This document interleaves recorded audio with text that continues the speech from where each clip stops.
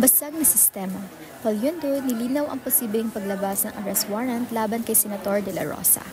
The ICC has no clear statement right now about the warrant of arrest, thus Senator De La Rosa is complaining progressively. Pero bakit ka naman matatakot kung wala ka talagang kinalaman, diba?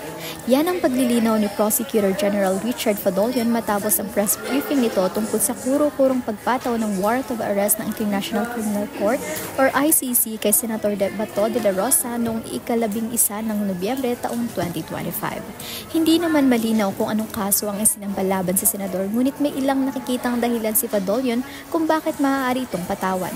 As I said, it's not clear what's the case against De La Rosa. Maybe the allegations with him and PRRD in the anti-drug campaign. Wika ni Fadolion. Galit namang depensa ni De La Rosa, wala umano siya nilalabag na batas at hindi kailanman lumabag. Hinamon niya rin na ibigay kaagad direktahan ng arrest warrant sa kanya.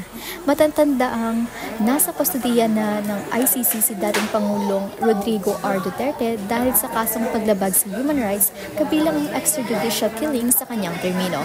Patuloy pa rin ang investigasyon ng Department of Justice sa usapin habang pinag-uusapan ng hakbang nito at hinihintay ang anunsyo ng ICC.